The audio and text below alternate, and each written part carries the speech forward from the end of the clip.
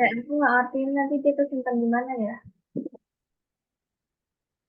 Ini langsung aja nih. Ini file nanti kesimpan di mana? Apa? File nanti ini kesimpan di mana? Di ini laptop. Kayaknya ya nggak sih? Aku nggak pernah nge-record soalnya. Apa record manual aja? Udah ada ya. Udah. Oke, aku mulai ya. Bismillahirrahmanirrahim. Assalamualaikum warahmatullahi wabarakatuh. Kami dari kelompok Said bin Zaid akan mempresentasikan hasil dari kelompok kami, yaitu tentang proposal business plan Risol Mayo Lumer. Next, Mbak.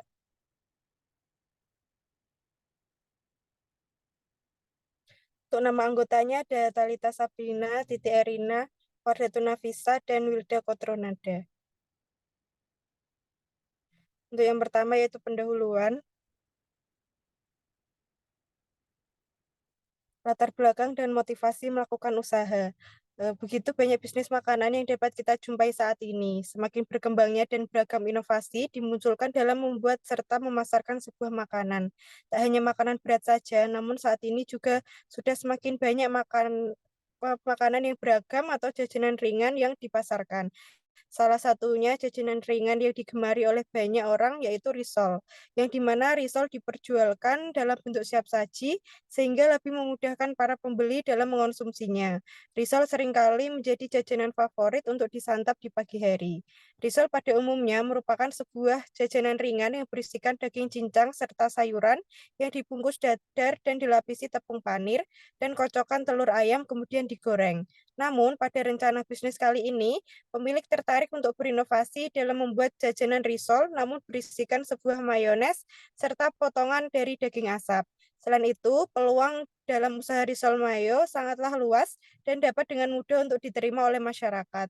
Bahkan usaha risol mayo juga tidak terlalu membutuhkan sebuah modal yang besar. Selain itu, untuk bahan baku yang digunakan dalam pembuatannya pun juga mudah untuk dicari, sehingga usaha risol mayo ini dapat terbilang menguntungkan serta potensi bisnis yang cukup untuk bisa digali lagi. Lalu untuk sasaran bisnisnya, sasaran bisnis dalam penjualan kami yaitu kalangan anak-anak sekolah, baik dari SD, SMP hingga SMA, SMK, mahasiswa, para pekerja maupun masyarakat umum. Hal tersebut dikarenakan jajanan risol mayo sangat aman untuk dikonsumsi oleh banyak kalangan dan bahan baku yang dipergunakan merupakan bahan baku yang terbaik dan dijamin akan kebersihannya serta tidak akan menimbulkan efek samping. Untuk kelayakan bisnisnya, kelayakan usaha risol mayo ini dapat dilihat dari lembar yang telah tertera di bawah, khususnya pada peluang bisnis, di mana pada peluang bisnis dilakukannya sebuah analisis, yaitu menggunakan analisis SWOT, yakni untuk melihat kekuatan atau strength, kelemahan atau weakness, peluang atau opportunities, serta ancaman atau threats dalam membangun sebuah bisnis. Lalu yang kedua yaitu deskripsi usaha.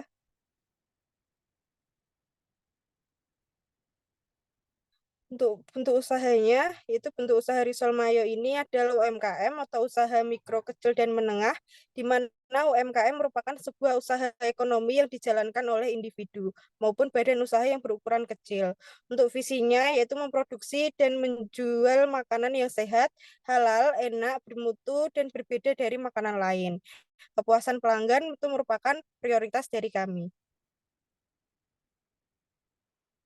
Untuk misinya, yang pertama, makanan yang berbeda dengan yang lain. Yang kedua, dari bahan berkualitas, segar, dan juga halal. Yang ketiga, kerjasama yang baik adalah pedoman kami. Yang keempat, membangun hubungan yang baik antara produsen dan konsumen. Yang kelima, melayani dengan etika yang baik. Yang keenam, kepuasan konsumen, penghargaan tertinggi kami. Yang ketujuh, mengutamakan kualitas dalam hal apapun yang dilakukan. Dan juga sajikan, yaitu makanannya. Yang kedelapan, mengembangkan inovasi-inovasi baik dalam produk maupun pelayanan dengan profesional. Yang kesembilan, menumbuhkan keterampilan dan pengetahuan produsen guna mencapai performa operasional yang maksimal. Dan yang kesepuluh, mengembangkan usaha di berbagai tempat yang strategis untuk menjadi usaha terbaik di Indonesia.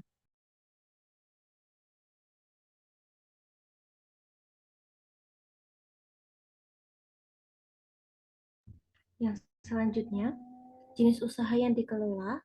Usaha ini bergerak di bidang makanan, yaitu pembuatan risol mayonnaise.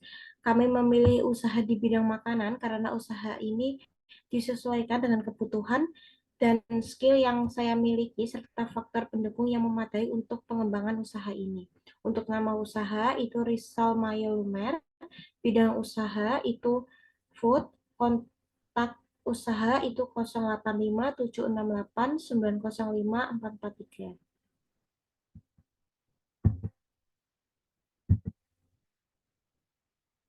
Yang selanjutnya itu ada tujuan. Yang pertama, untuk mencoba mengembangkan ide, kreativitas, dan inovasi. Yang kedua, untuk mencari peluang bisnis melalui kegiatan berwirausaha. Yang ketiga, menambah pengalaman berwirausaha bagi pemula. Yang keempat, menarik minat agar mahasiswa atau mahasiswa lainnya agar mengembangkan diri di bidang kewirausahaan. Yang kelima, mengembangkan usaha risol mayonnaise agar semakin bisa menjangkau konsumen.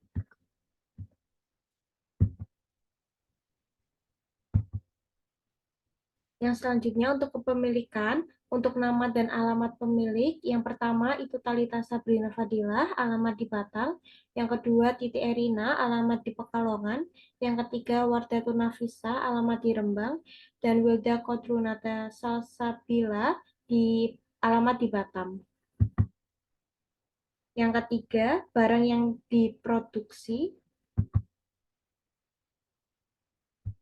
produk yang dihasilkan, serta dipasarkan kepada masyarakat ialah berupa jajanan ringan risol mayonnaise. Jajanan risol pada umumnya merupakan sebuah jajanan ringan yang berisi cincangan daging serta berisi sayuran yang dibungkus dadar dan dilapisi tepung panir serta kocokan telur ayam kemudian digoreng. Namun, pada perusahaan ini akan memproduksi risol yang berisikan mayones serta potongan daging asap, di mana nantinya tidak hanya berisikan mayones biasa saja, namun kami juga memberikan variasi lain sebagai pilihan, yakni mayones dengan rasa pedas. Bahan produksi yang digunakan juga berkualitas terbaik, sehingga tidak hanya menjadikan risol mayones jajanan ringan biasa, namun juga menjadikan cemilan yang berkualitas dan aman untuk dikonsumsi oleh banyak kalangan. Yang selanjutnya, analisis aspek pasar. Untuk analisis SWOT, yang pertama itu kekuatan, produk yang dapat dikonsumsi oleh semua kalangan, produk risol yang berbeda dari yang biasa dijual oleh kebanyakan orang, yakni risol yang berisikan mayones, sedangkan kebanyakan itu berisi irisan sayur. Yang ketiga, produk terdiri dari dua varian, yakni mayones biasa dan mayones pedas. Yang keempat, bahan produk terjamin serta higienis. Untuk kelamahannya, yang pertama ini produk ini tuh dapat mudah ditiru, yang selanjutnya produk ini tuh tidak dapat bertahan lama.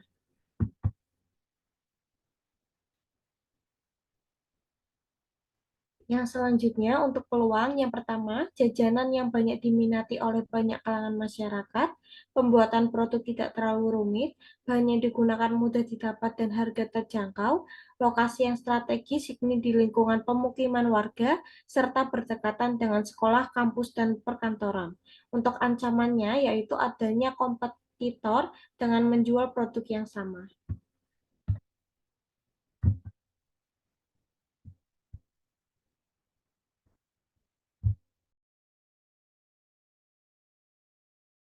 Baik, yang selanjutnya ada kondisi persaingan.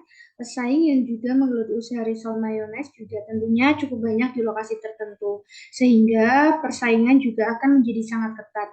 Selain itu, tentunya terkait cita rasa dari sebuah produk yang dihasilkan, di mana setiap usaha tentu memiliki cita rasa masing-masing. Sehingga tidak seluruh konsumen akan menyukai cita rasa dari risol mayo lumer, sehingga terjadi kemungkinan bahwa konsumen akan lebih menyukai cita rasa dari pesaing. Next, Mbak.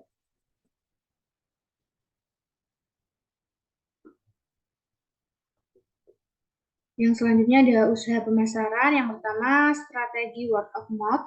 Strategi word of mouth adalah sebuah usaha yang dilakukan oleh konsumen dalam mempromosikan maupun merekomendasikan produk kita kepada konsumen yang lain. Word of mouth masih dianggap sebagai strategi yang murah serta efektif dan ampuh dalam menarik minat konsumen terhadap produk yang ditawarkan. Strategi ini juga dianggap kuat dalam mempengaruhi intensitas dalam penjualan. Next, Mbak.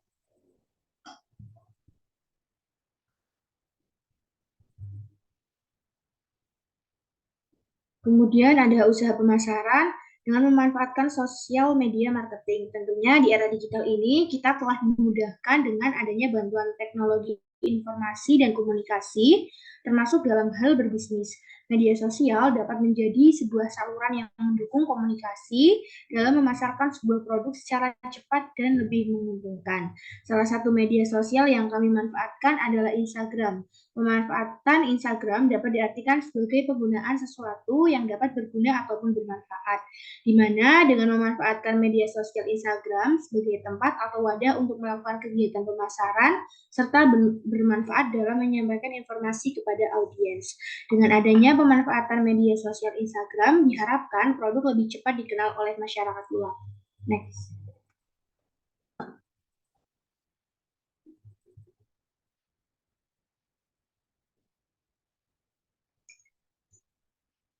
Kemudian ada analisis aspek teknik. Next, Mbak. Untuk yang pertama ada lokasi. Lokasi usaha bertempat di Jalan Padi Tengah, nomor 15 Semarang, di mana lokasi berada di tengah pemukiman warga di perkotaan. Sepanjang jalan lokasi usaha selalu dilewati oleh banyak masyarakat. Lokasi juga berdekatan dengan sekolah, kampus, serta perkantoran, sehingga lokasi usaha dapat dikatakan strategis dalam membangun bisnis tersebut. Berikut untuk dana dari tempat penjualan. Next, Mbak.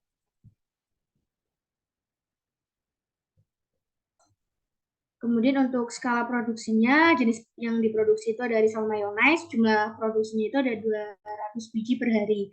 Kemudian untuk peralatan yang dibutuhkan itu ada kompor gas dengan jumlah 2, tabung gas 2, baskom ada 4, wajan ada 2, nampan ada 4, mixer ada 2, dan kulkas ada 1. Next, Mbak. Kemudian untuk personalia dan jadwal kegiatan,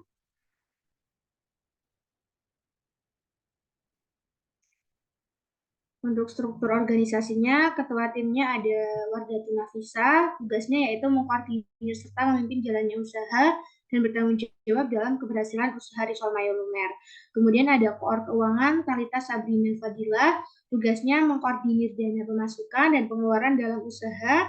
Kemudian untuk bagian produksi ada Titi Erina, tugasnya menyiapkan bahan pembuatan Risol Mayo serta melakukan proses pembuatan produk hingga dikemas.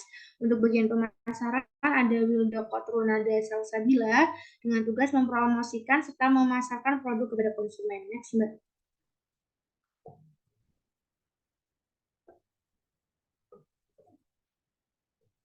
Kemudian untuk jadwal kegiatannya untuk tanggal 8 Oktober sampai tanggal Oktober 2023 ada pembuatan proposal, kemudian tanggal 22 Oktober 2023 ada pemasaran, tanggal 5 November 2023 ada persiapan bahan, tanggal 6 November 2023 ada produksi, serta tanggal 6 November 2023 juga ada grand opening. Next, Mbak.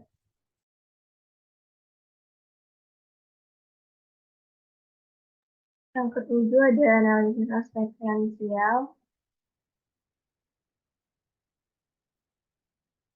Untuk bahan bakunya ada bahan, jumlah, dan harga. Yang pertama ada rincian tepung terigu, tepung tapioka, tepung maizena, tepung roti, gula pasir, telur ayam, susu kental, mentega, minyak goreng, garam, penyedap, mayones pedas, saus saset, keju krep, daging asap, air galon, serta plastik kemasan dengan total 638.000.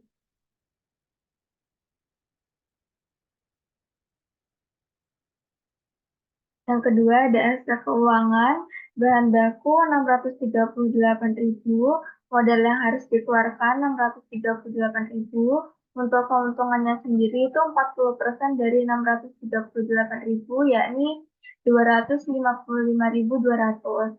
Nah, untuk modal ditambah keuntungan itu 638.000 ditambah 255.200 didapat 893.200.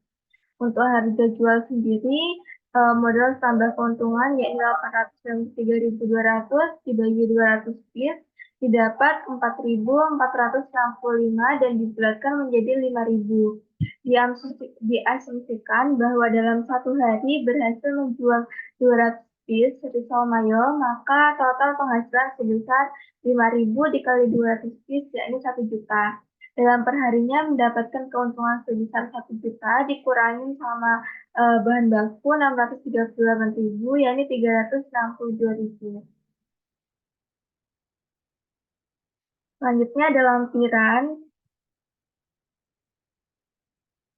Ini ada CV dari anggota kami. Yang pertama CV dari Wardah, CV dari Talita,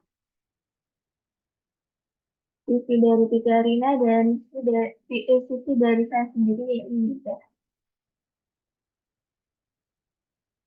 Ini ada daftar pustaka yang kami gunakan dalam menyusun proposal. Sekian, terima kasih presentasi dari kami.